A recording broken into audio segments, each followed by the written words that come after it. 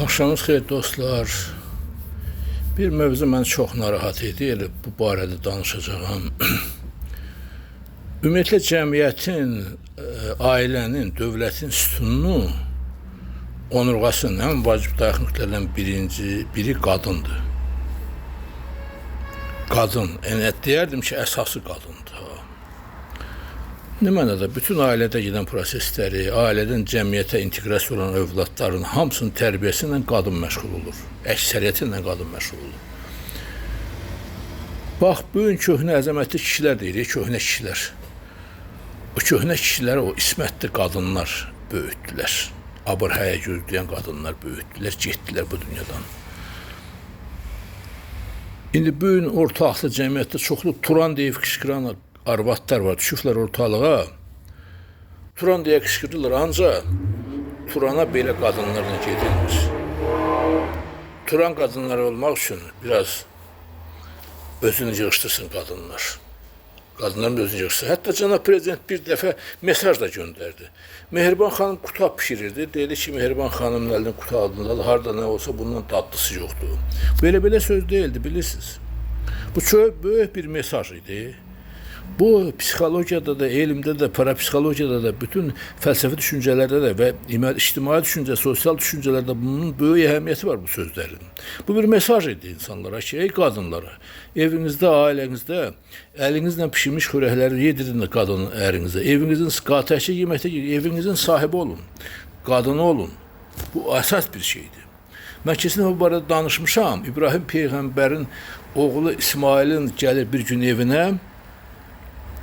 Gəç İsmail evdə yoxdur, qadın gəlin evdə. Kızım salam baba nə var nə yox.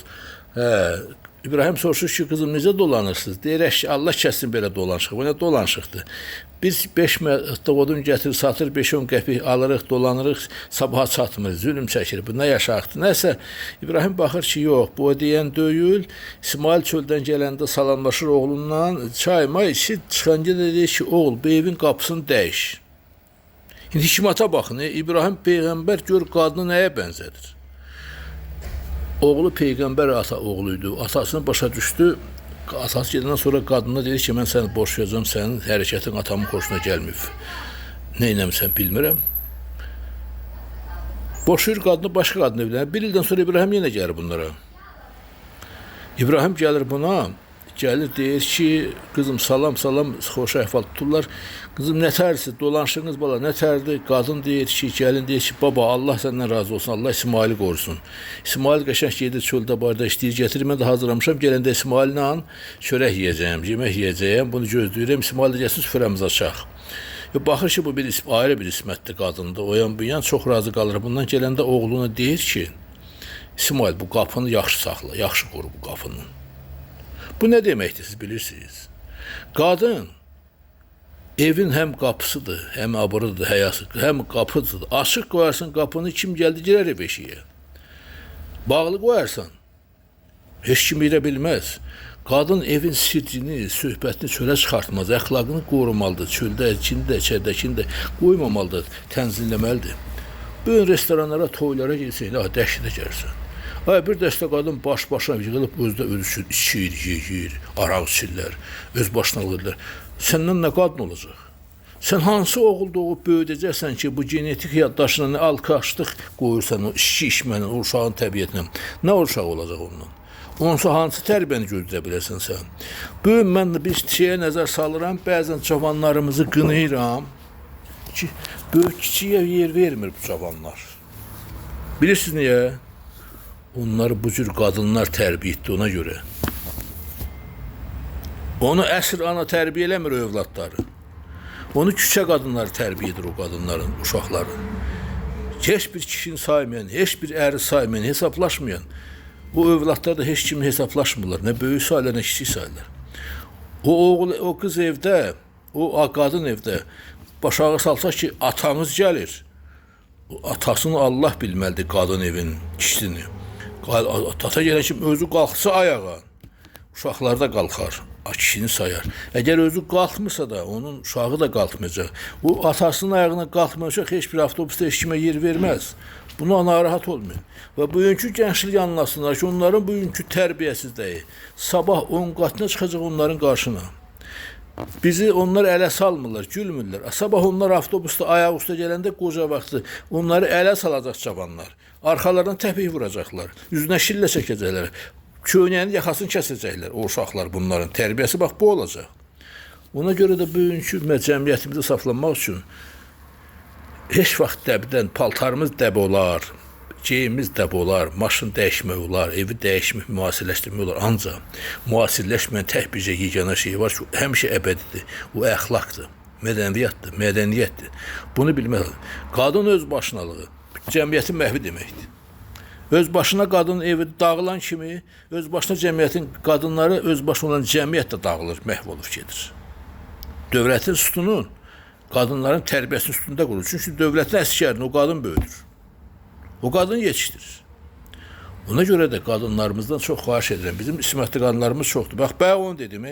Cənab Prezident Mehriban xanım görsə ki, bu Mehriban xanım əlindən qutab pişirir evdə. Bu mesajdır təbiət cəmiyyətə. Ay qadınlar, gedin evdə işlərinizlə məşğul olun.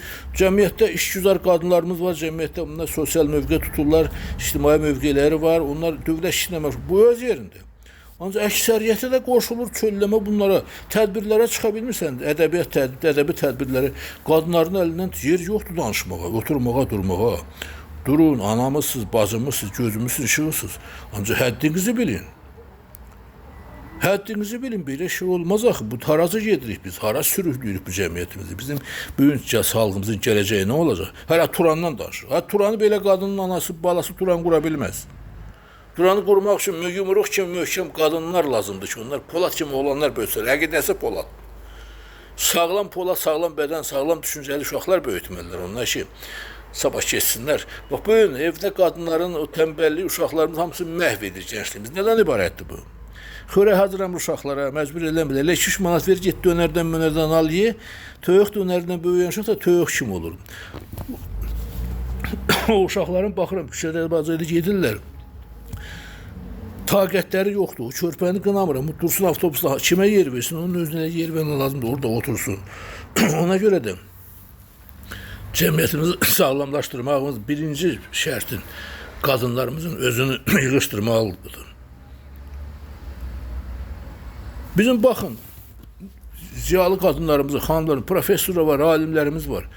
Görün onun hansı biri bəzi insanlar kimi hərəkət edir. Adam ali təhsili də olar, o da olar, bu da olar.